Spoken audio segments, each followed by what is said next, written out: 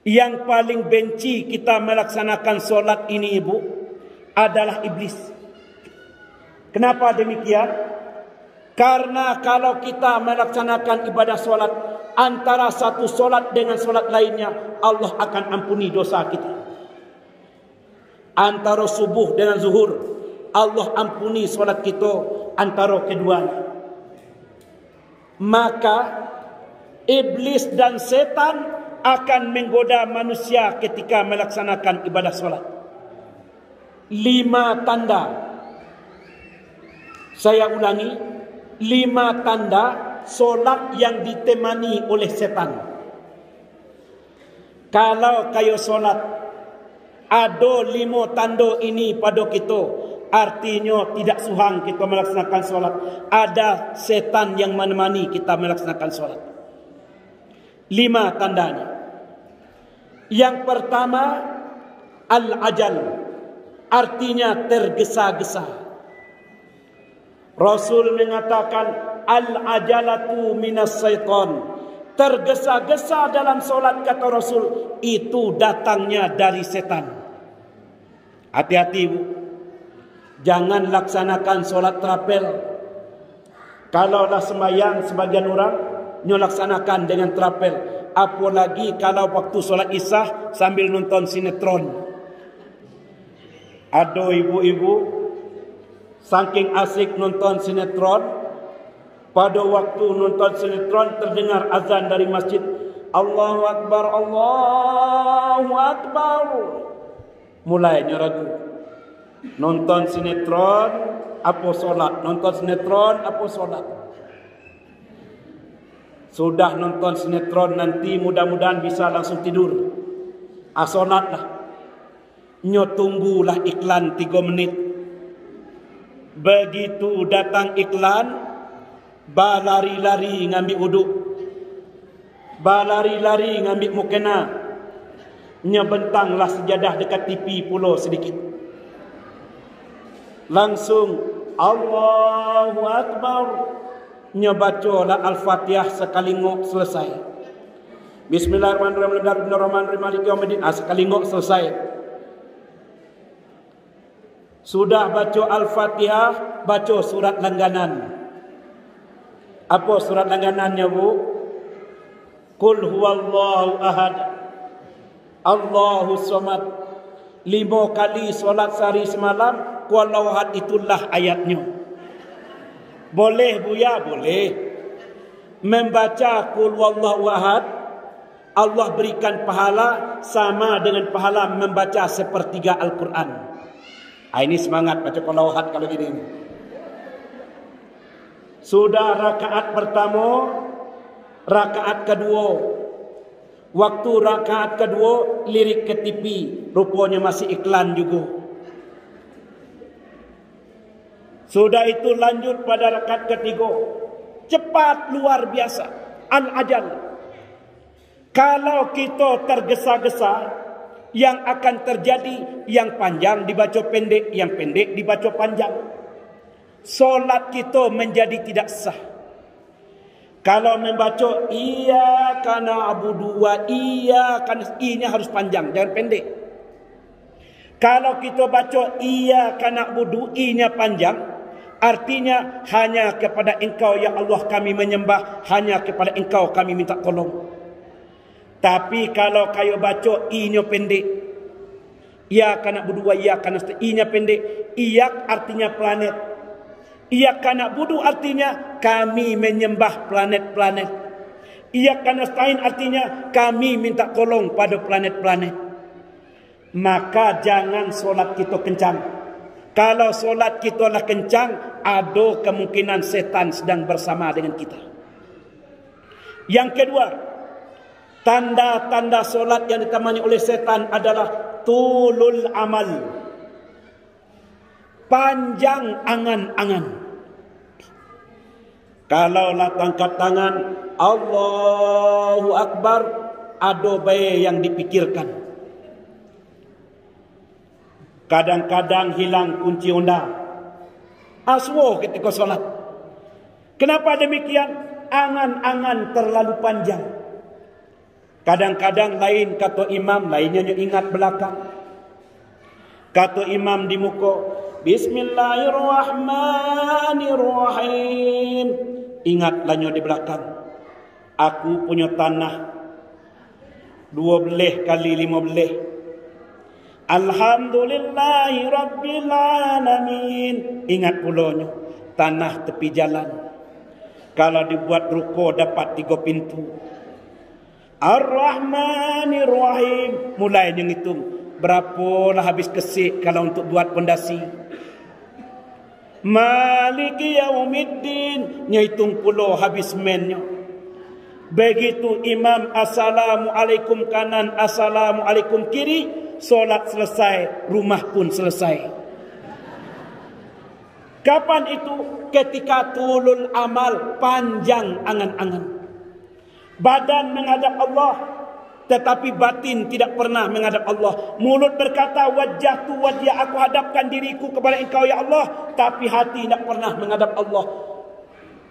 Setan iblis ambil hati kita agar tidak menghadap Allah. Tulul amal. Hati-hati. Yang ketiga tandanya, tanda orang yang solatnya ditemani oleh setan adalah was-was, suka ragu-ragu. Allazi waswisu fi sudurin nas minal jinnati wan nas, yaitu orang yang was-was dalam sudurnya. Apa penyebabnya? Minal jinnati wan nas, karena godaan jin dan manusia. Kalaulah mulai ragu waktu solat, tanda-tanda iblis menemani kita solat. Solat kencang luar biasa. Ketika itu kadang kencang, banyak pula yang diangan-angankan. Begitu rakaat yang ketiga lupa. Rasa-rasa lah 4 rakaat, rasa-rasa lah 3 rakaat. Manalah yang betul ni ustaz, 3 atau 4, 3 atau 4. Rasa-rasa lah 3 rakaat, rasa-rasa lah 4 rakaat. Suka ragu-ragu. Kenapa suka ragu-ragu? Biasanya kita tidak konsentrasi dalam solat. Digoda oleh setan sampai ragu-ragu dalam solat. Ragu apa sudah baca Al-Fatihah atau belum. Kalau kayo rukun yang ragu, sudah baca Al-Fatihah atau belum, ulangi baca Al-Fatihah. Kalau kita ragu. Kalau kita ragu apakah 3 rakaat atau 4 rakaat, yang kita ragukan itu jadikan solat 3 rakaat. Tambah lagi 1 rakaat sebelum salam, tambah dengan sujud sahwi. Setan sedang menemani kita solat. Yang keempat, tanda solat yang ditemani oleh setan itu adalah fusa. Fusa artinya suka taraso mau keluar angin. Sebelum solat tak ada terasa mau keluar angin. Begitu tangkat tangan Allahu Akbar, mulai terasa mau keluar angin. Sebagian dari orang nyotahan kereh-kereh. Apa katanya dalam solat? Awas nanti, sudah solat aku lepeh kereh-kereh. Begitu sudah solat, assalamualaikum kanan, assalamualaikum kiri, nyotalah ustaz. Apa katanya kepada Buya? Buya, tadi aku solat Buya. Waktu solat terasa mau keluar angin Buya. Aku tahan Buya. Batal tidak wuduk aku. Batal tidak wuduk saya tadi. Saya nahan angin waktu solat Buya. Kata Buya mengatakan, kalau sekedar menahan angin, kalau sekedar nahan angin, 4 mazhab mengatakan, Syafi'i, Hanafi, Maliki dan Hambali sama-sama berpendapat kalau sekedar menahan angin tidak membatalkan wuduk, tidak membatalkan solat. Itu kalau nahan angin lah. Rupanya ibu ini bertanya pula. Kata ibu ini, Buya, kalau keluar sedikit bagaimana Buya?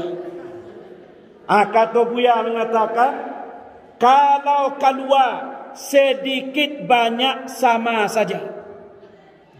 Jangan pula lah keluar angin pura-pura tidak keluar angin. Kita lah keluar angin pura-pura tidak keluar angin. Tidak boleh. Terutama solat jamaah. Kalau kita solat jamaah keluar angin, apa yang kita lakukan? Lihat kiri kanan, ada tidak jalan keluar. Keluar kita ambil wuduk, kejar meskipun kita masbuk. Itu kalau dapat. Rupanya kita di tengah. Orang solat Jumat pula awak di tengah. Lalu bagaimana? Jangan kita orang ruku ikut ruku, sujud ikut sujud. Kita lah keluar angin. Misal waktu rakaat pertama terasa lah mau keluar angin. Kata kita gawat ini. Ditahan sakit perut, dikeluarkan orang ribut. Bagaimana cara ini? Hanya tunggulah. Ada taktiknya. Pada waktu imam membaca waladdallin, amin, pus keluar angin. Lah keluar angin, ruku orangnya ikut ruku, sujud orang ngikut pula sujud. Sampai assalamualaikum kanan, assalamualaikum kiri.